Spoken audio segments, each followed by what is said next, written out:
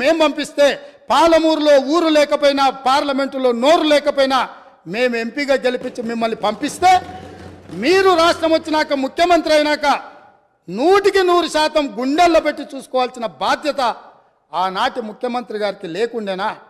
మా పాలమూరు బిడ్డలు చేసిన నేరమేంది? నీకు ఓట్లేసి ఎంపీగా గెలిపించడమేనా? నిన్ను నమ్మి ఆర్జీఎస్ ప్రాజెక్టు ఈ రోజుకు ఇప్పటికీ పూర్తి కాలేదు. ఎందుకు ఇప్పటికీ అలంపూరు ప్రాంతంలో మీరు టెంకాయలు కొట్టిన ప్రాజెక్టులు పూర్తి కాలేదని నేను అడుగుతున్నా అధ్యక్ష. ఎందుకు ఈ వివక్ష? ఎందుకు ఈ వివక్ష అని నేను అడుగుతున్నా. మేము ఎంపీగా గెలిపించకపోయిన ఉంటే, ఆ పాలమూరు జిల్లా ప్రజలు నీకు ఓటు వేయకపోయినుంటే నీ రాజకీయ భవిష్యత్తు ఎక్కడుండేది? ఇయాలను గొప్పలు చెప్పుకునే ఈ అవకాశం ఎక్కడుండేదని నేను అడుగుతున్నా అధ్యక్ష. అందుకే ఈరోజు పాలమూరు రంగారెడ్డి ఎత్తిపోతల పథకాన్ని జాతీయ ప్రాజెక్టుగా సాధించలేదు, రాష్ట్ర నిధులతో పూర్తి చేయలేదు. అందుకే ఈరోజు ప్రతిపక్షంలో ఉన్న మీకు మొట్టమొదట పాలమూరు జిల్లా ప్రజలు క్షమాపణ చెప్పి ఈ సభలో ప్రసంగాన్ని ప్రారంభించనుంటే నిజంగానే పాలమూరు ప్రజలు మిమ్మల్ని క్షమించి ఉండేవాళ్ళం. 2009-10లో కృష్ణానది ఉప్పొంగినప్పుడు, వరదలు వచ్చినప్పుడు, అలంపూరు ప్రాంతంలో కొట్టుకుపోయినప్పుడు అలంపూరు ప్రాంత ప్రజలకు మహబూబ్ నగర్ ఎంపీగా శాసనసభ ప్రతిపక్ష నాయకుడు కల్వకుంట్ల చంద్రశేఖరరావు గారు ఒక మాట ఇచ్చిండ్రు. ఈ ప్రాంతం నిండా మునిగిపోయింది, మీ ఇండ్లన్నీ కొట్టుకుపోయినాయి, మీకు ప్రభుత్వం ఇండ్లు ఇప్పించకపోతే బంజారాహిల్స్ నందినగర్లో ఉన్న నా ఇల్లు అమ్మి మీకు ఇల్లు కట్టిస్తా అన్నాడు. మేము ఆయన ఇల్లు నమ్మి కట్టించమని మేము అడుగుతలేము అధ్యక్ష. కానీ ప్రభుత్వం వచ్చిన 10 ఏళ్లలో నువ్వు కట్టిస్తాన్న డబుల్ బెడ్రూమ్ ఇండ్లు ఆ అలంపూరు ప్రాంతంలో మునిగిపోయిన పేదలకు కట్టించి ఉంటే ఈరోజు నీకు ఇక్కడ నిలబడి మాట్లాడే అధికారము అవకాశం ఉంటుండే. ఇవాళ అలంపూరు ప్రాంతంలో కనీసం ఆ ఇండ్లైనా కట్టించని పరిస్థితి ఈరోజు దాపరించింది. అదేవిధంగా మా పొన్నం ప్రభాకర్ గారు తెలుసు, మిడ్మానేరు ముంపు బాధితులకు కొన్ని సంవత్సరాలుగా వాళ్ళు పోరాటం చేస్తున్నారు, ఆరాట పడుతున్నారు. ఈ రాష్ట్రానికి ముఖ్యమంత్రి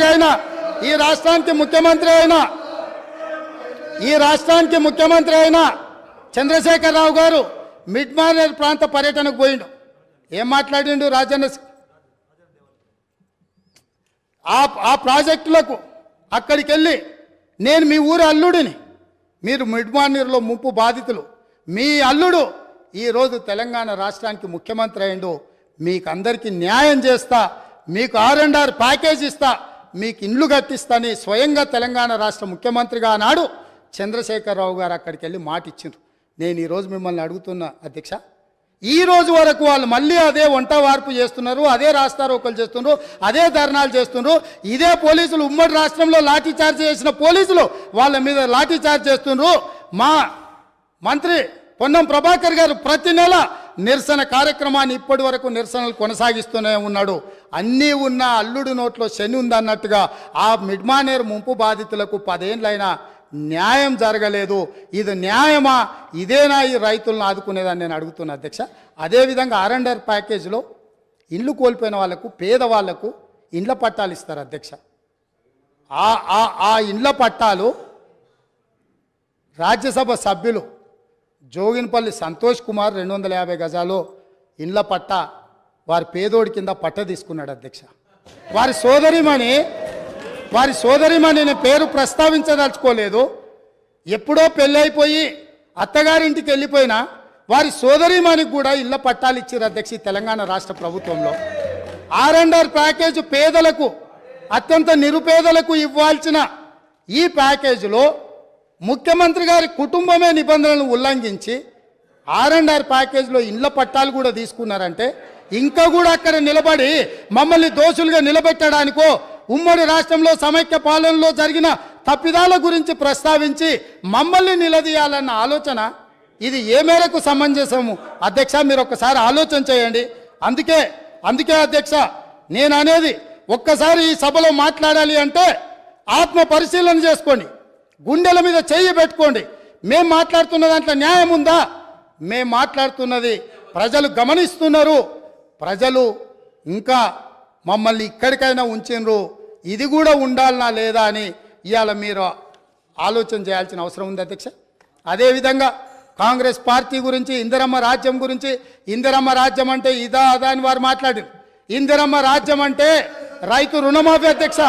ఇందిరమ్మ రాజ్యం అంటే ఇవన్నీ చేసి ఈరోజు ఇంత సుస్థిరమైన ఆర్థిక ప్రగతి సాధించి పర్ క్యాపిటా పెంచి పవర్ పెంచి శుద్ధమైన నీళ్లు ప్రతి ఇంటికి నల్లాతోనిచ్చి ఇవన్నీ చేసి తెలంగాణ సాధించుకొచ్చి అష్ట కష్టాలు పడి గత 25 సంవత్సరాలుగా ఒక యజ్ఞంలాగా దీన్ని తీసుకొని పోతా ఉంటే కాంగ్రెస్ పార్టీ నాయకులు మాట్లాడతారు అధ్యక్ష.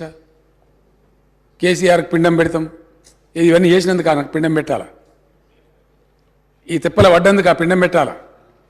మీ వల్ల కాని పని మీ నాయకులు ఎంతరో మంది ఎన్ని చూపి పారిపోయినటువంటి తెలంగాణ ఉద్యమాన్ని నేను భుజానేసుకొని అనేక కష్టాలు పడి దీక్షలు చేసి చివరికి నా చావు మీద తెచ్చుకునేంత ప్రయత్నంలో తెలంగాణ తెచ్చిపెడితే మీకు పిండం పెడతామంటే ఎవరు హర్షిస్తారు అధ్యక్ష?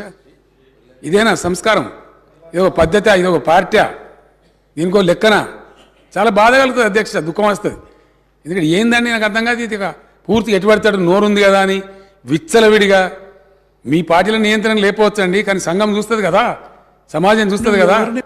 నన్ను అడుగుతున్నారు మొన్న రాహుల్ గాంధీ ఏదో ఒక మాట అందరికి మోడీ పేరే ఉన్నదంటే 2 సంవత్సరాల జైలు శిక్ష విధించారు అధ్యక్ష. అఫ్కోర్స్ నిన్న సుప్రీంకోర్టు స్టే ఇచ్చింది, సభ్యత్వం కూడా తీసేసిండ్రు. మేము ఆ చర్యలు తీసుకోలేమానండి? మేము తీసుకోకపోదుమా? మీరు ఏదో స్వేచ్ఛ కావాలి, స్వేచ్ఛ ఇచ్చినాం. మేము చాలా లిబరల్గా ఉంటున్నాం, డెమోక్రాటిక్గా ఉంటున్నాం, అన్ని రకాలుగా బాగుంటున్నాం. లేకపోతే మీరు అట్లా మాట్లాడిన దానికి మీ తాట తీసే పరిస్థితి ఇష్యూ కాదు కదా గవర్నమెంట్ అనుకుంటే. కానీ మీరంతా ఆ విధంగా ఇష్టం వచ్చిన అడ్డగోలు మాట్లాడినా మేము సంయమనం పాటిస్తున్నాం. మేము ఇది పోలీసులు ఉసుగొలుపుతలేం, ప్రజలే తీర్పు చెప్తారు రేపు పొద్దున అనే ఉద్దేశంతో మేము ముందుకు పోతా ఉన్నాం. కానీ బాధ మాత్రం కలుగుతుంది అధ్యక్ష. ఎక్కడ ఏం చేయని వాళ్ళు తెలంగాణ ఉద్యమం జరుగుతున్న దాని మీదకి తుపాకులు తీసుకొని పోయిన వాళ్ళు మాట్లాడతారు అధ్యక్ష. ఇలా 2 పార్టీల అధ్యక్షులు అధ్యక్ష. కాంగ్రెస్ పార్టీ అధ్యక్షుడేమో రైఫిల్ తీసుకొని పోయిండు కరీంనగర్ జిల్లాకు, ఇంకో పార్టీ అధ్యక్షుడేమో అందరు రాజీనామా చేస్తుంటే ఆయన ఒక్కడు మాత్రం రాజీనామా చేయకుండా అమెరికాకు వారిపోయింది అధ్యక్ష. భారతీయ జనతా పార్టీ ఆ ఉన్న ఒక వ్యక్తి ఎన్ఎల్ లక్ష్మీనారాయణ నిజామాబాద్ టౌన్లో ఆయన ఉండే, ఆయన రాజీనామా చేసిండు అధ్యక్ష. మమ్మల్ని నమ్మి రాజీనామా చేస్తే నేను స్వయంగా పోయి, నేను అప్పుడే దీక్ష నుంచి విరమించుకొని వచ్చిన, నాకు ఆరోగ్యం బాగా లేకున్నా ఆయన కోరిన టైంలో 4 PM రావాలని చెప్తే నేను పడుకుంటా లేసుకుంటా 4 PM పోయి వీళ్ళ ఆనాటి పెద్ద లీడర్ వీళ్ళ దాంట్లో డి శ్రీనివాస్ గారని ఆయనను ఓగొట్టి మళ్ళీ లక్ష్మీనారాయణ గారిని సిన్సియర్ గెలిపించిన అధ్యక్ష. ఇవన్నీ కూడా జరిగినాయి అధ్యక్ష, ప్రజల ముందే జరిగినాయి. ఇవన్నీ చాలా బాధ కలుగుతుంది అధ్యక్ష, దుఃఖం వస్తుంది. ఇంత చేసి పెట్టి రాష్ట్రాన్ని ఒక తొవ్వలో పెట్టి. ఒక్క నిమిషం ప్లీజ్ ప్లీజ్ ఒక్క నిమిషం ప్లీజ్. మీ జన్మలు ఆలోచించారు దళిత బంధు ఇవ్వాలని. మీ ఇండియన్ నేషనల్ కాంగ్రెస్ కనుక స్వతంత్రం వచ్చిన తెల్లారే దళితుల వృద్ధి గురించి పనిచేసి ఉంటే ఇలా దళిత బంధు ఎందుకు ఇవ్వాల్సి వచ్చేదండి? దయచేసి ఆత్మవిమర్శ చేసుకోండి, మమ్మల్ని అన్నాడు కాదు. మేము ఇలా దేశానికి ఒక దిక్సూచిగా ఉన్నాం అధ్యక్ష. నేను మహారాష్ట్రకు పోయి నేను మాట్లాడుతుంటే అక్కడ వేణువుల్లో కొనియాడుతున్నారు మీ తెలంగాణ మోడల్ మాకు కావాలని చెప్పి. వేరే రాష్ట్రాలలో దేశమంతా వీ వాంట్ తెలంగాణ మోడల్ అంటుంటే ఇక్కడ ఉన్నోళ్ళు మాత్రం ఇంత మంచిగా జరిగిందని కనీసం ఒక మాట హర్షించకపోగా ఉల్టా తూలనాడడం, దూషించడం, పిండం పెడతాం గండం పెడతాం అని మాట్లాడడం. తెలంగాణ ప్రజలు నా మాటలు వింటున్న అధ్యక్ష. వచ్చే ఎన్నికలలో ఎవరికి పిండం పెట్టాలో ఇప్పుడు ప్రజలు నిర్ణయించాలి అధ్యక్ష.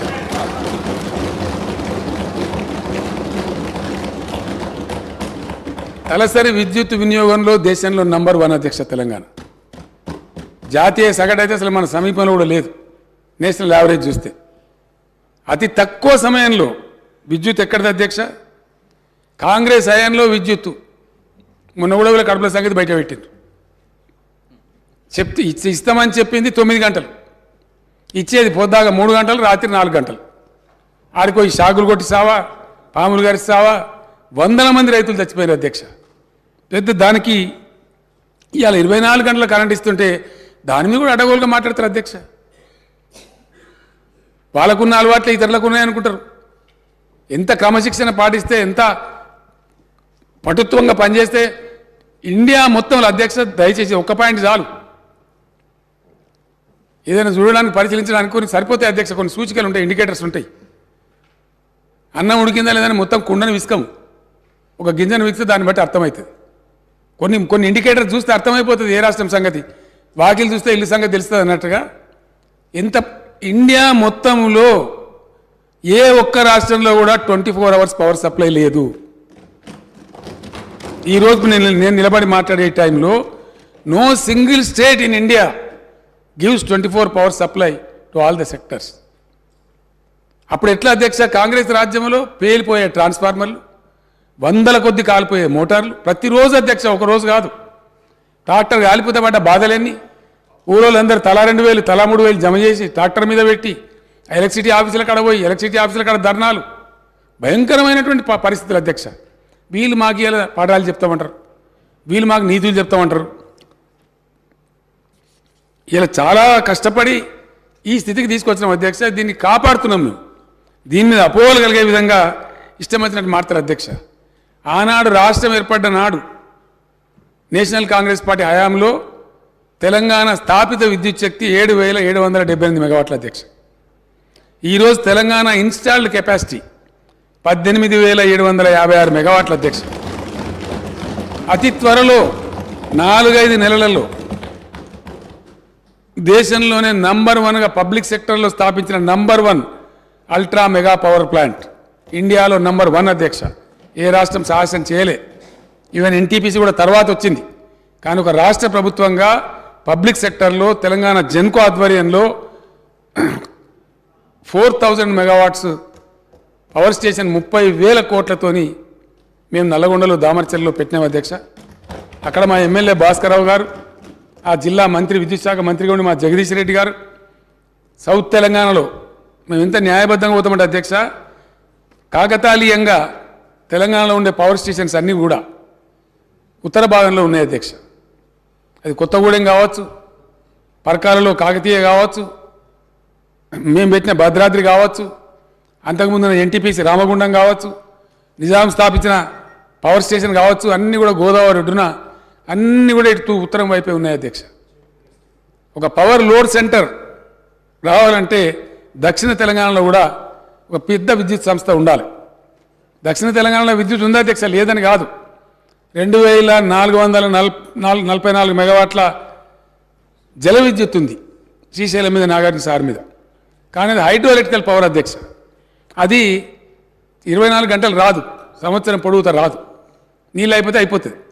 కాబట్టి పవర్ సెంటర్ కూడా దక్షిణ తెలంగాణ కూడా భవిష్యత్తులో బ్రహ్మాండంగా ఉండాలి.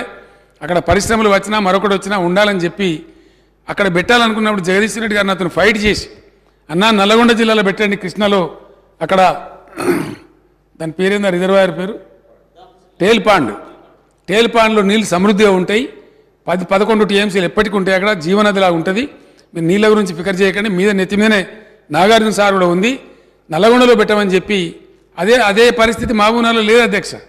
ఎప్పటికి ఉండే నీళ్ళు ఉండే పరిస్థితి లేదు. ఇది నాగార్జున సార్ కింద కాబట్టి నాగార్జున సాగర్లో 120-130 టీఎంసీలు ఉంటుంది కాబట్టి అక్కడ సేఫ్ అని చెప్పి నిపుణులందరూ నిర్ధారించిన తర్వాత ఇరిగేషన్ వాళ్ళతో కూడా మాట్లాడి భాస్కరరావు గారి సహకారంతో దామర్చెల్లో ఆ ప్లాంట్ పెట్టినాం అధ్యక్ష. ఇటీవల కాలంలో నేను మంత్రి గారు అందరం పోయి అక్కడ తిరిగినాం. చాలా హృదయానికి ఎంతో సంతోషమైంది అధ్యక్ష. దాని మీద కూడా అవాకులు చెవాకులు మాట్లాడతారు సార్. దాని మీద కూడా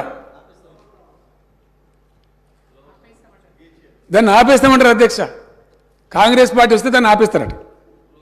అక్కడ కోమటిరెడ్డి వెంకటరెడ్డి అని ఒక పుణ్యాత్ముడు మాట్లాడతారు. అది ఏం మాట నాకు అర్థం కాదు. 30,000 కోట్లతో అధ్యక్ష ఒక 700 మెగావాట్లే అధ్యక్ష. రామగుండంలో వచ్చిన ఎన్టీపీసీ ఫస్ట్ ఫేజ్ జస్ట్ 700 మెగావాట్స్తో బిగినైంది. నేను ఎన్టీ రామారావు గారు వెంబట ఆయన ముఖ్యమంత్రి కూడా నేను కూడా పోయిన అధ్యక్ష. మొరార్జీ దేశాయ్ గారు ఆనాడు ప్రధానమంత్రి వచ్చి ఫౌండేషన్ స్టోన్ వేసినారు.